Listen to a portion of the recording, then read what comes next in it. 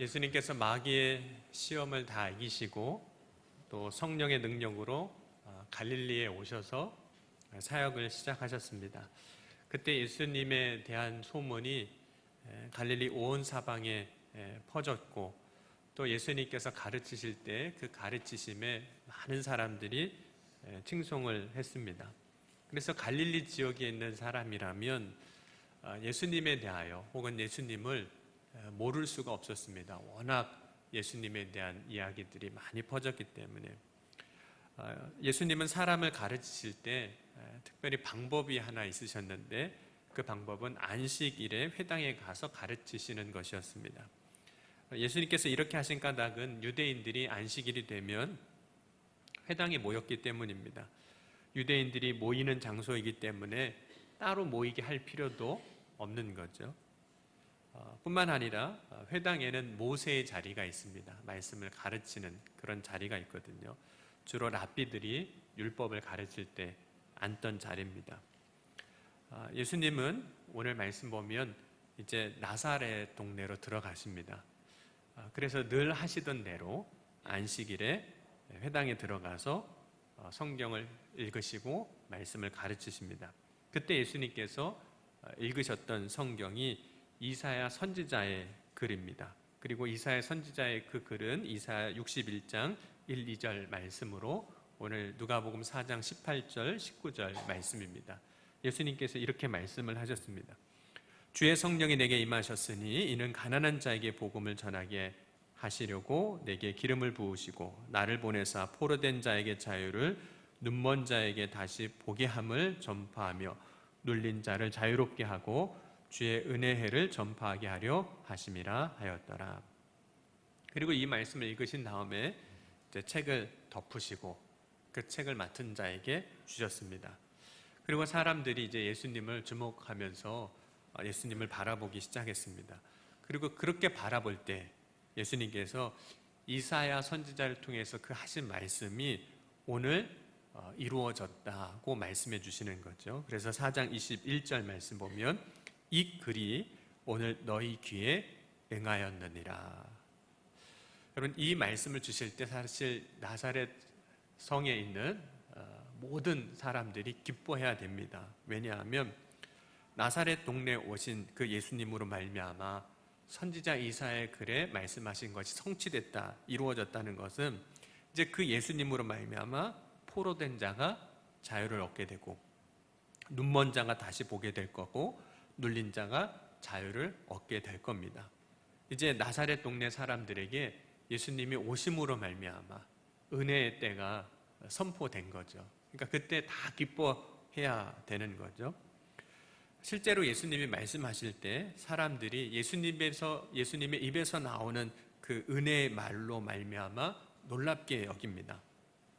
예수님이 하시는 말씀을 들어보니까 보통 다른 선지자들이나 다른 서기관들이나 율법 교사가 가르쳐주는 것과는 달랐기 때문에 그렇습니다. 여러분, 하나님의 은혜는 누군가에게 제한되지 않습니다. 누구든 다 받을 수 있고 그 은혜를 다 누릴 수 있습니다. 그래서 오늘 예수님께서 말씀하신 그 말씀을 들을 때 그 말씀을 그냥 은혜의 말로만 여길 것이 아니라, 그래서 놀랄 것이 아니라 그 말씀이 성취됐다는 그 사실을 정말 믿고 믿음으로 받으면 됩니다.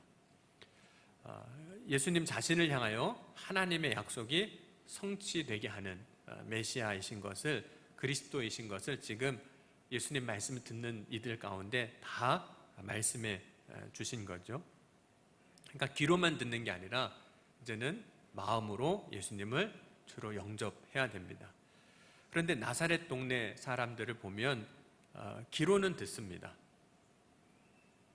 그래서 예수님에 대하여 은혜로운 말로, 예수님 말씀하시는 그 말씀을 은혜로운 말로 듣기는 합니다.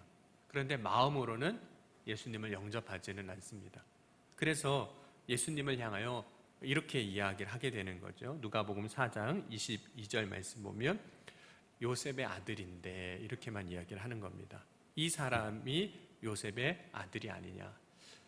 들어보니까 보통 사람 같지는 않은데 들어보니까 은혜로운 말씀을 주시는 것 같긴 한데 정말 예수님이 그 이사야 선지자의 그 말로 약속하신 그 메시아고 그리스도시고 그래서 눈먼 자를 고치시고 포로된 자를 자유케 하신다는 그 분인 것은 안 믿어지는 거죠.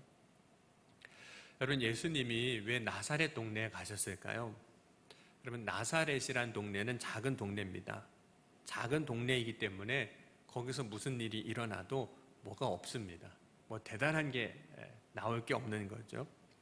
그런데 예수님이 나사렛 동네에 가실 때에는 나사렛 동네를 향한, 나사렛 동네의 사람들을 향한 하나님의 계획을 가지고 가신 겁니다. 먼저 왜 예수님이 나사렛에 가셨을까요? 첫 번째 이유는 그곳이 고향입니다. 나사렛이 고향입니다. 물론 예수님이 태어나신 곳은 베들레헴입니다. 여러분, 왜 예수님이 베들레헴에서 태어나셨는지는 다 아시죠? 네, 왜 베들레헴으로 가셨는지. 네, 기억이 안 나시면 나중에 누가복음 앞장 우리가 본 말씀을 다시 한번 보셨으면 좋겠어요. 왜 베들레헴으로 가셨는지. 그래서 베들레헴에서 태어나셨습니다. 그런데 실제로 태어나신 곳은 베들레헴이지만 사시고 자라신 곳은 나사렛입니다. 그래서 우리가 예수님을 부를 때에도 나사렛 예수라 이렇게 부르게 되는 거죠.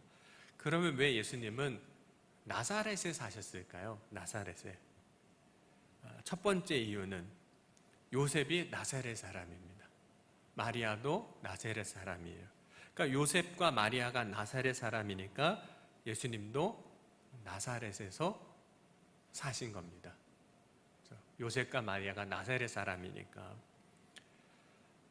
그러나 예수님이 나사렛에 사신 이유는 단지 그냥 요셉과 마리아가 나사렛 사람이니까 나사렛에 사신 것이 아니라 예수님이 나사렛에 사신 것도 선지자로 하신 말씀을 이루시기 위함이에요.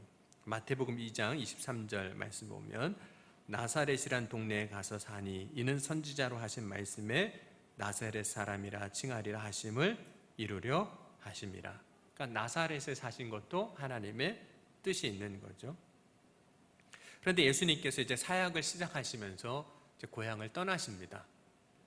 광야로 가시고 갈릴리 여러 마을로 다니시며 말씀을 전하신 거죠. 그리고 다시 이제 예수님이 나사렛 고향으로 오시는 겁니다. 그러니까 예수님이 나사렛에 오시는 첫 번째 이유 중에 하나는 고향이기 때문에. 여러분, 집에 가는 건 너무 당연한 거잖아요. 집에 가는 거, 고향에 가는 거는 뭐 특별히 다른 이유가 없어도 가는 거잖아요. 그러니까 고향이니까 가시는 거죠. 그런데 예수님께서 나사렛에 가시는 이유, 나사렛에 오신 이유, 분명한 의미가, 의도가 있습니다. 특별히 예수님께서 나사렛에 가신 이유는 다른 곳에서 행하신 일을 나사렛에서도 행하시려고. 그럼 누가복음 우리 4장 23절 한번 다시 보면 이렇게 말씀하고 있습니다. 예수께서 그들에게 이르시되 너희가 반드시 의사야 너희 자신을 고치라 하는 속담을 인용하여 내게 말하기를 우리가 들은 바 가버나움에서 행한 일 내 고향 여기서도 행하리라 하리라. 예수님께서 나사렛에 가신 이유는 다른 곳에서 행하신 일을 나사렛에서도 똑같이 행하시려고. 근데 그 다른 곳이 어디냐면 가버나움입니다. 가버나움에서 행하신 일을 고향 나사렛에서도 행하시려고 가신 거죠. 그러면 이제 우리가 예수님께서 가버나움에서 어떤 일을 행하셨기에 가버나움에서 행하신 일을 나사렛에서 행하시려고 가셨느냐 하는 겁니다. 오늘 우리가 함께 본 누가복음 4장에 보면 예수님께서 가버나움에 나사렛 동네에 가시기 전에 가버나움에서 무슨 일을 행하셨는지에 대한 설명은 없습니다. 근데 마태복음 4장을 보면 예수님께서 마귀의 시험을 이기신 후에 가버나움으로 가십니다. 그리고 가버나움에서 행하신 일들에 대해서 마태복음 8장 이후에 계속 설명하고 있어요. 마태복음 8장 1절에서 13절 말씀 보면 예수님께서 가버나움에서 어떤 일을 행하셨냐면 백부장이 있는데 어느 날 이 백부장이 예수님을 찾아온 겁니다. 그 이유는 자신의 하인이 중풍병에 걸렸는데 그 하인을 고쳐달라는 거예요. 그래서 예수님께서 그 백부장의 믿음을 보시고 그 하인을 고쳐주시는 사건이 마태복음 8장 1절에서 13절 나옵니다. 뿐만 아니라 예수님의 제자였던 베드로의 장모가 열병이 든 것을 아시고 친히 찾아가셔서 그 열병을 고쳐주시는 장면이 마태복음 8장 14절 15절에 나옵니다. 또 귀신 들린 사람들이 데리고 오니까 그 귀신 들린 사람들을 다 고치시고 귀신을 내쫓으시고 병든 자를 데리고 오니까 예수님께서 그 병든 자를 다 고쳐주십니다. 그 말씀이 마태복음 8장 16절에서 17절에 나옵니다. 그러니까 예수님께서 가버나움에서 행하신 일은 병자를 고치고 귀신 들린 자를 다 고치시고 하신 일들을 행하신 거예요. 그래서 예수님께서 가버나움에서 행하신 일에 대하여 마태복음 11장 23절에는 뭐라고도 말씀하셨냐면 내게 행한 모든 권능을 소돔에 행하였더라면 그 성이 오늘까지 있었으리라고 말씀하시면서 가버나움에서 많은 권능, 하나님의 역사가 나타나게 하셨다고 말씀을 하고 있습니다. 그러니까 예수님께서 나사렛에 오신 이유는 단지 그냥 고향이니까 오신 것이 아니라 가버나움에서 행하셨던 그 많은 권능, 그 일을 나사렛에서도 행하여 주시기 위해서 오신 겁니다. 그러면 나사렛에 오신 것은 나사렛 동네 사람들로에게서는 복음인 겁니다. 왜냐하면 예수님이 오셔서 병자도 고쳐주시고 귀신 들린 자가 있으면 깨끗게 하시고 낫게 하시고 할 것이기 때문에 예수님이 나사렛 동네에 오신 것이 복을 받은 거죠. 그러나 예수님은 나사렛으로 가실 때 그 나사렛에서 가버나움에서 행하신 권능을 행하실지라도 그 나사렛에서는 환영받지 못하실 거라는 걸 아셨습니다. 누가복음 4장 24절 말씀 보면 또 이르시되 내가 진실로 너희에게 이르노니 선지자가 고향에서는 환영받을 자가 없느니라. 그리고 실제로 예수님이 가보니까 환영을 못 받습니다. 28절 29절 말씀 보면 회당에 있는 자들이 이것을 듣고 다 크게 화가 나서 일어나 동네 밖으로 쫓아내어 그 동네가 건설된 산 낭떠러지까지 끌고 가서 밀쳐 떨어뜨리고자 하되, 실제로 예수님이 나사렛에 가셨을 때 환영받지 못합니다. 그리고 사람들이 다 적대적인 태도를 취하는 거죠. 여러분, 누군가 적대적인 태도를 취하는 사람이 있다면 그 사람에게 뭔가 해주고 싶은 마음이 생길까요? 안 생길까요? 저 사람은 나한테 굉장히 적대적으로 대할 거다라는 마음이 들면 해주고 싶은 마음이 안 듭니다. 그래도 받아들이고 수용적이고 그래도 해달라고 하면 그래도 해주고 싶지만 적대적이면 그렇지 않거든요. 예수님은 나사렛에서 무슨 일이 일어날지 모르고 나사렛에 가신 게 아닙니다. 나사렛에 들어가시면 그 나사렛 동네에서 배척당할 것을 아셨습니다. 그럼에도 불구하고 예수님께서 나사렛 동네에 들어가셔서 그 가버나움에서 행한 권능을 그 동네에서도 행하시려고 하신 진짜 이유가 또 있습니다. 여러분, 예수님은 선지자가 고향에서 환영받지 못할 것을 말씀하시면서 하나님이 선지자들을 보내실 때 왜 그들을 보내셨는지에 대해서 말씀해 주시는데, 오늘 읽은 25절에서 27절까지의 말씀입니다. 한번 25절에서 27절 다시 한번 봉독하겠습니다. 누가복음 4장 25절에서 27절 다 같이 읽겠습니다. 내가 참으로 너에게 이르노니 엘리야 시대에 하늘이 3년 6개월간 닫히어 온 땅에 큰 흉년이 들었을 때 이스라엘에 많은 과부가 있었으되 엘리야가 그중 한 사람에게도 보내심을 받지 않고 오직 시돈 땅에 있는 사렙다의 한 과부에게 뿐이었으며, 또 선지자 엘리사 때 이스라엘에 많은 나병 환자가 있었으되 그 중에 한 사람도 깨끗함을 얻지 못하고 오직 수리아 사람 나아만 뿐이었느니라. 예수님이 나사렛에 가신 이유는 단지 고향이기 때문에만 간 건 아닙니다. 예수님이 나사렛에 가신 이유는 나사렛에서도 가버나움에서 행하신 것처럼 큰 권능을 행하시려고 가신 거죠. 근데 가면 배척당할 걸 아신 거예요. 그럼에도 가신 이유, 여러분, 하나님께서 엘리야 시대에 3년 6개월 동안 비가 오지 않고 흉년이 들었을 때 사르밧 과부에게 이 엘리야 선지자를 보내신 이유는 많은 사람들이 고난당하고 있었지만 그 중에 이 한 과부를 위해서 보내신 거거든요. 엘리사 시대에 이스라엘 많은 나병 환자들이 있었지만 수리아 사람 나만 장군만 깨끗함을 받습니다. 여러분, 예수님이 나사렛 동네에 오신 이유가 뭘까요? 여러 사람 혹은 많은 사람들 때문에 오신 것이 아닙니다. 비록 환영받지 못하지만, 환영받지 못할 걸 아셨지만 한 사람이라도, 그 중에 한 사람이라도 예수님을 정말 주님으로 영접하는 사람이 있다면, 가도 환영받지 못할 걸 아시지만 그 한 사람을 위해서 오신 거예요. 물론 그 한 사람이 누군지 오늘 말씀에는 누구라고 얘기는 안 하고 있습니다. 그러나 한 사람이라도 있다면 배척받을 걸 아시지만 그 한 사람을 위해서 가시는 거죠. 여러분, 세상은 효율을 따집니다. 그래서 얼마나 많은 결과를 얻었느냐를 중요하게 평가하는 거죠. 여러분, 예수님이 나사렛 동네에 들어가셔서 말씀을 전하고 큰 능력을 행하셨음에도 불구하고 정말 한 사람만 예수님을 영접한다면, 그런데 만약 같은 시간 다른 동네에 가셔서 복음을 전하실 때 많은 사람들이 예수님을 영접한다면 차라리 나사렛 동네에 들어가는 걸 포기하고 그 시간에 다른 동네에 가서 복음을 전하시는 게 더 나을 수도 있습니다. 그러나 예수님은 예수님의 말씀을 듣고 예수님을 영접할 그 한 사람만 있다 할지라도 그 한 사람을 위해서 가시는 거예요.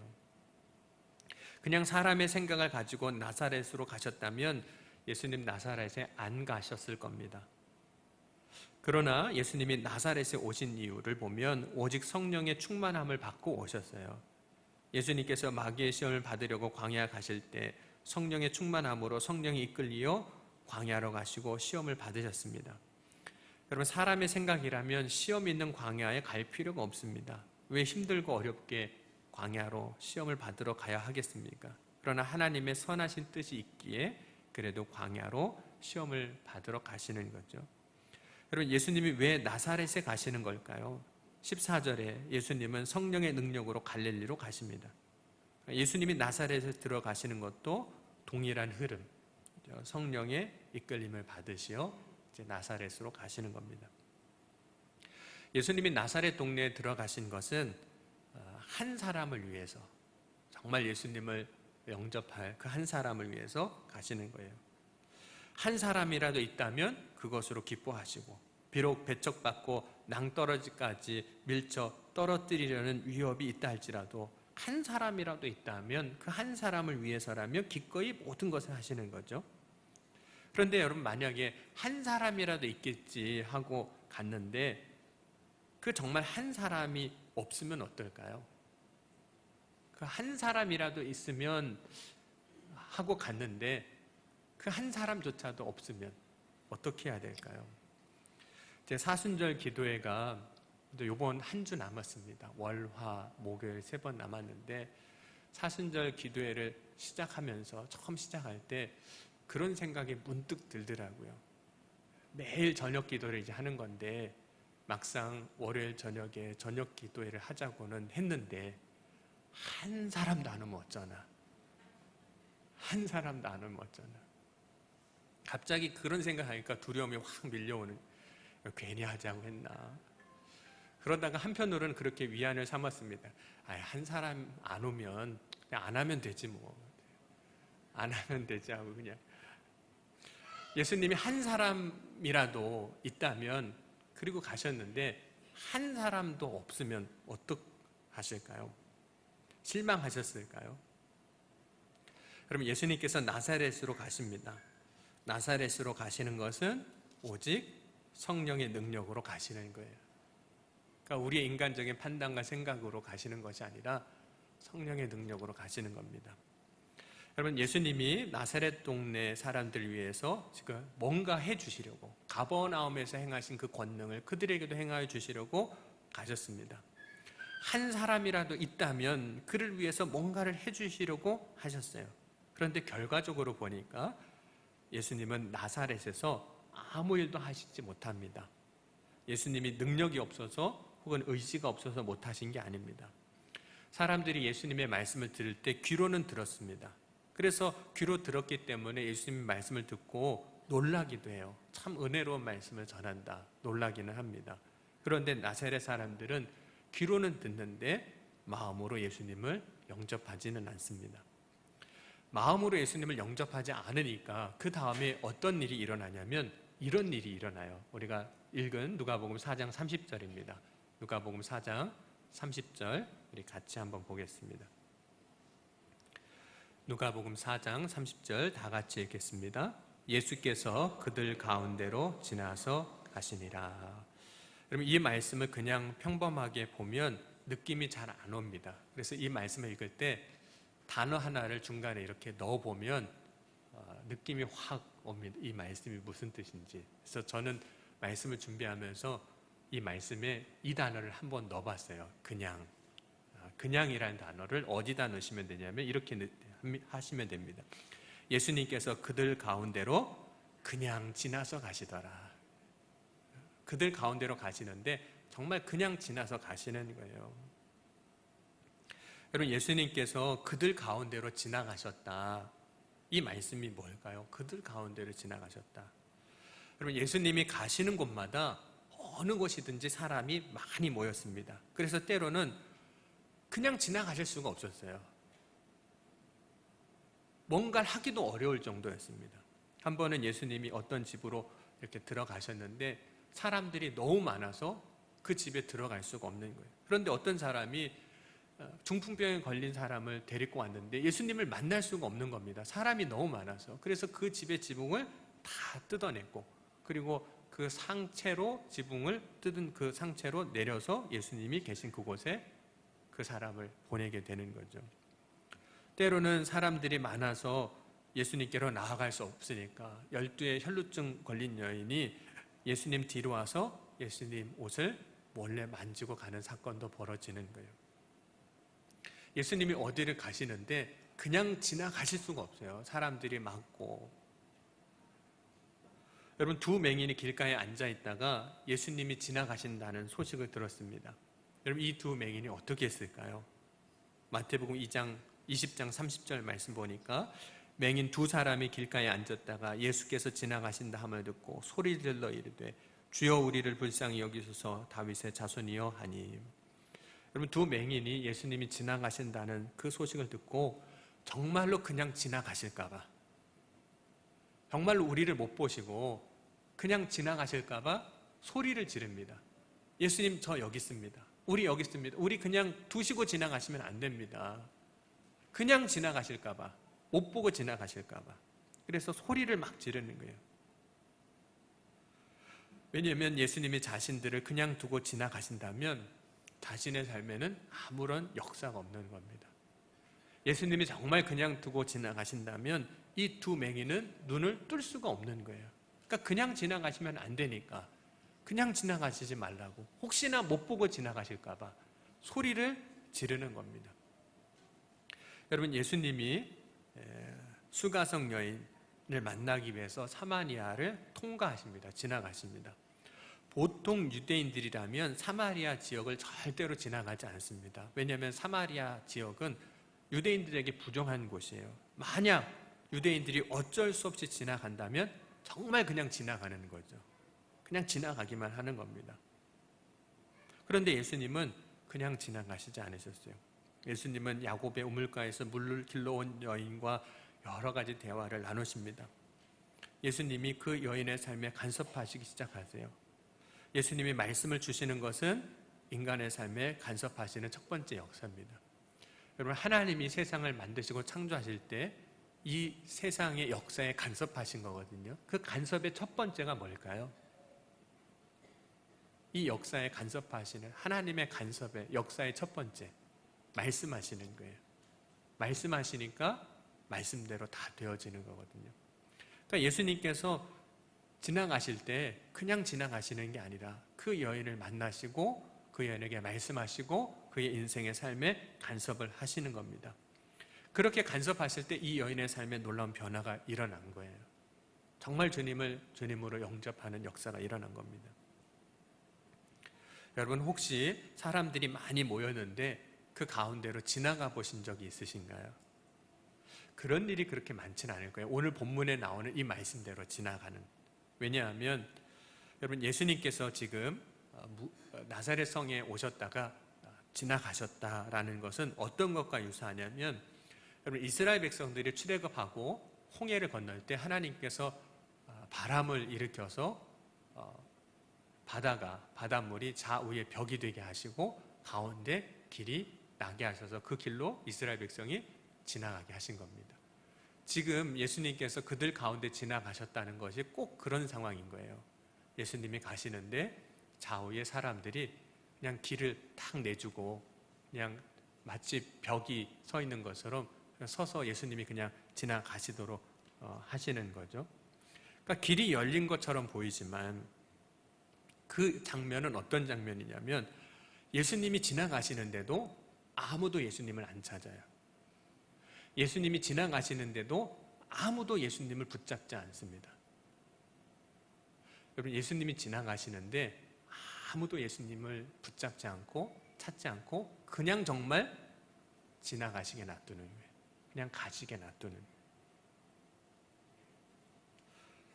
여러분, 예수님이 무리들 가운데 그냥 지나가실 때 그냥 지나가신 것이 아니라 그들 가운데 정말 아무런 일도 행하시지 않으신 겁니다. 여러분, 만약에 오늘 이 시간 예수님이 지금 우리들 가운데 이렇게 지나가신다면 여러분 어떻게 하시겠습니까? 정상적인 상황에서는 그렇게 지나갈 수가 없어요. 왜냐하면 다 아마 예수님 오셔서 지나가신다고 그러면 아마 다 모여들 겁니다. 가운데로 다 모여들어서 어떻게 오셨냐고, 언제 오셨냐고, 그냥 가시지 마시고 지금 여기서 지금 이렇게 아픈 데도 있고 이런 문제가 있는데 주님 역사해달라고, 고쳐달라고, 해결해달라고 다 한마디씩 예수님 붙잡고 다 이야기를 할 겁니다. 절대로 그냥 지나가게 내두지 않습니다. 놔두지 않는 거죠. 예수님이 지나가실 때. 그런데 예수님께서 나사렛 성을 지나가시는데 그냥 지나가시게 놔둡니다. 여러분, 정말로 예수님이 내 인생에, 내 삶에 오셨을 때 그냥 지나가신다면, 아무 일도 행하지 아니하시고 그냥 가신다면, 예수님이 정말 우리 가정에 오셨는데, 우리 교회에 오셨는데 아무런 일도 행하지 아니하고 그냥 지나가신다면 그건 복이 아닙니다. 그냥 지나가시는 게 복이 아니에요. 여러분, 만약에 정말 예수님이 그냥 지나가시려고 하면 여러분 어떻게 하시겠습니까? 네, 안녕히 가세요. 그리고 그냥 인사하시고 마시겠습니까? 절대로 그렇게 하면 안 됩니다. 예수님하고 붙들어야 돼요. 예수님 붙잡아야 됩니다. 불러야 됩니다. 예수님 여기 더 머물러 계셔 주세요. 예수님 그냥 지나가지 마시고 내 삶에 간섭하셔서, 우리의 가정에 간섭하셔서, 우리의 사업장에 간섭하셔서, 우리의 자녀들의 삶에 간섭하셔서 그 가운데 역사해 주셔야지. 그냥 가시면 어떡합니까? 그냥 가신다고 그래도 그냥 못 가시게 붙잡고 부르짖고 큰 소리로 주님을 찾아야 하는 거죠. 근데 예수님이 그냥 지나가십니다. 왜냐하면 나사렛 동네 사람들이 귀로는 예수님 말씀을 듣지만 마음으로 정말 예수님을 영접하지 않습니다. 그러니까 예수님을 주님으로 영접하지 않으니 예수님이 능력이 없어서도 아니고 의지가 없어서도 아님에도 불구하고 아무것도 행하지 아니하시고 그냥 정말 지나가시는 거예요. 예수님을 붙잡지 않으니 예수님이 아무 일도 하시지 않으시는 겁니다. 여러분, 예수님은 한 사람이라도 예수님을 구하고 찾는 사람이 있다면 그 한 사람을 위해서 오신 거예요. 비록 배척 받을 걸 아시면서도 그 한 사람이 있다면 그 한 사람을 위해서 오셨는데 막상 와보니까 그 한 사람도 거기에는 없는 겁니다. 그냥 지나가게 내버려 두는 거죠. 나사렛에서 예수님이 찾으셨던 그 한 사람이 없었던 겁니다. 또 어떻게 이럴 수가 있을까요? 그런데 그런 일이 일어나는 겁니다. 여러분, 오늘도 예수님이 우리 교회에 오시면 어떨까요? 여러분, 오시면 어떻게 하시겠습니까? 그냥 식사하고 가세요. 이러고 그냥 잘 모시고 배웅해 드리시겠습니다. 한 목사님이 주일날 이제 식당에 앉았더니 그 주변에 아무도 안 앉으시더래요. 아무도. 그 상황을 이해를 합니다. 왜냐하면 잘못 앉았다가 괜히 뭘 먹는지도 모르고 먹었는데 다 체하고 뭐 이럴까봐 옆에 앉기가 어려운 거잖아요. 부담스러워서. 여러분, 때로는 담임 목사도 부담스러운 상황에서 예수님이 오시면 어떨까요?